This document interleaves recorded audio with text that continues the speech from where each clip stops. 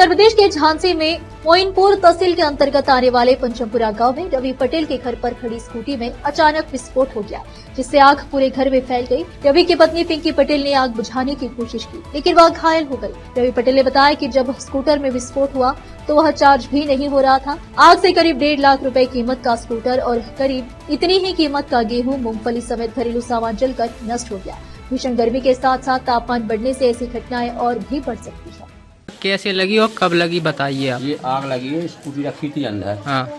तो वो बहू थी जो हमारी, हाँ। वो उषा का भीतर चली गई और 5 मिनट बाद विस्फोट हुआ है, अपने आप स्कूटी पूरी तरह से फट गई। अच्छा, स्कूटी बंद रखी थी? हाँ, बंद गाड़ी रखी हुई। चार्जिंग पे लगी थी? नहीं, चार्जिंग पे नहीं रखी थी, एक साइड में रखी थी। अच्छा। तो अपने आप फटी, वो बहू दौड़ी, वो बहू भी जल गई है। अच्छा। वो आग पका गई पूरी। अच्छा, इसमें नुकसान क्या क्या हुआ? नुकसान गेहूँ हाँ। जला है, हाँ। मूंगफली जली और जवा जली। अच्छा। और जो बाजार रखा हुआ था हमारा अंदर, हाँ। अब वो देख रहे क्या क्या सामान रखा हुआ था। कितने का हुआ होगा नुकसान? कम से कम नुकसान हो गया होगा 1.5 लाख रुपये का। और स्कूटी अलग है ये। ठीक। 1 लाख की तो स्कूटी जलेगी। 1 लाख की स्कूटी और 1.5 लाख तो हमारा चलो। ठीक ठीक।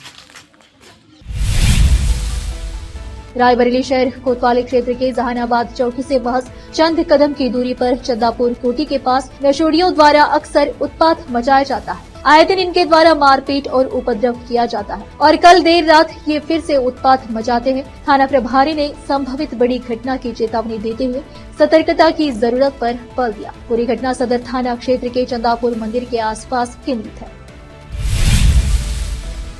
रायबरेली में मामूली बात को लेकर एक परिवार पर दबंगों ने हमला कर दिया। हंगामा मचाने के बाद दबंगों ने कुल्हाड़ी से हमला कर दिया। पीड़ित की हालत गंभीर थी, उसे जिला अस्पताल में भर्ती कराया गया। थाने में शिकायत देने के बाद भी मामला दर्ज नहीं किया गया। घटना महाराजगंज थाना क्षेत्र के ओनोई जंगल गांव की है। हालात की गंभीरता को देखते हुए डॉक्टरों ने लखनऊ के एक अस्पताल में रेफर कर दिया है। शाहजहांपुर के कांड स्थित रामलीला मैदान में आयोजित चुनावी सभा में मुख्यमंत्री योगी आदित्यनाथ ने कहा कि 2024 का लोकसभा चुनाव नया इतिहास बनाने को उतावला दिख रहा है। समाजवादी पार्टी और कांग्रेस के नेताओं के चेहरे से उड़ी हुई हवा से स्पष्ट है कि चुनाव के आधे समर में उन्होंने हार स्वीकार कर ली है। इनकी हार शाश्वत सत्य है। शाहजहांपुर में सपा प्रमुख पूर्व मुख्यमंत्री अखिलेश यादव ने कहा कि 400 पार का नारा देने वालों की भाषा ही बदल गई है। आजकल बड़ी बड़ी होल्डिंग में भी डबल इंजन की सरकार का एक इंजन ही गायब हो गया है। भाजपा वालों ने पहले ही स्वीकार कर लिया कि खटारा इंजन को बदल देना है।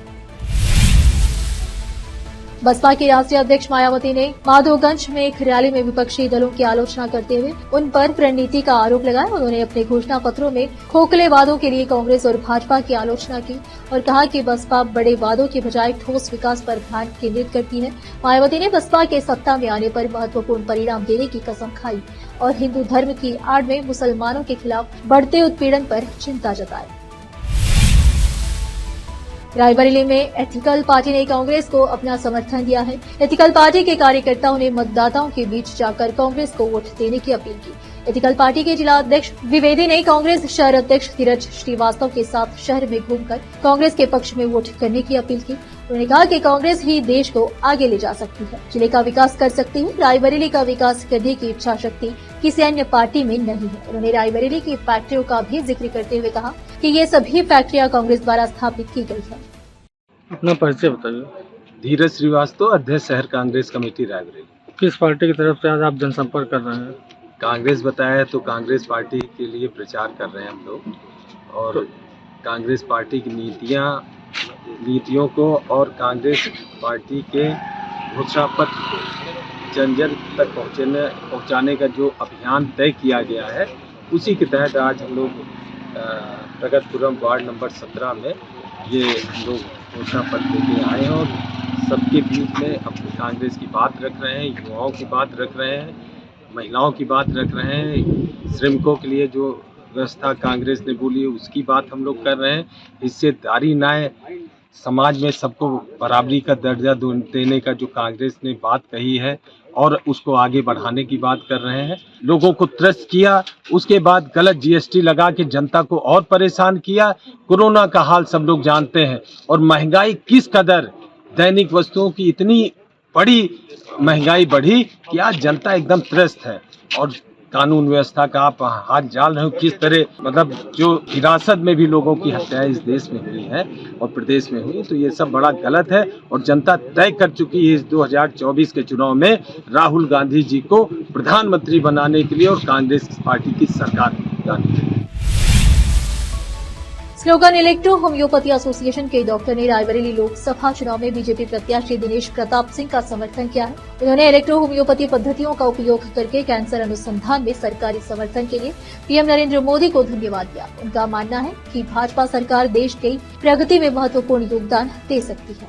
तो आज तक अगर इलेक्ट्रो होम्योपैथी को किसी ने तवज्जो दिया तो भारतीय जनता पार्टी के प्रधानमंत्री माननीय नरेंद्र मोदी जी। धन्यवाद। की जो टीम है वो माना जाए कि अब भारतीय जनता पार्टी के साथ जा रही है पूरी। बिल्कुल बिल्कुल, इसमें कोई दो राय नहीं, क्योंकि उसने मेरी बात को सुना।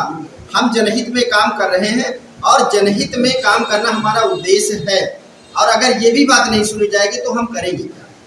और ये बात भारतीय जनता पार्टी ने अपने शासनकाल में सुनी और दिल्ली एम्स ने इलेक्ट्रो होम्योपैथी, दिल्ली एम्स के जो इस समय ऑन्कोलॉजिस्ट जी के रथ जी है, उन्होंने और अशोक शर्मा जी ने मिलकर के ये बात कही है कि हम सारे आयुर्वेद, एलोपैथ, होम्योपैथिक, यूनानी पद्धति, सारी चिकित्सा पद्धति ने मिलकर के सिर्फ 50% काम किया है, लेकिन आज की डेट में हम इलेक्ट्रो होम्योपैथी के साथ मिलकर के 100% काम कर रहे हैं।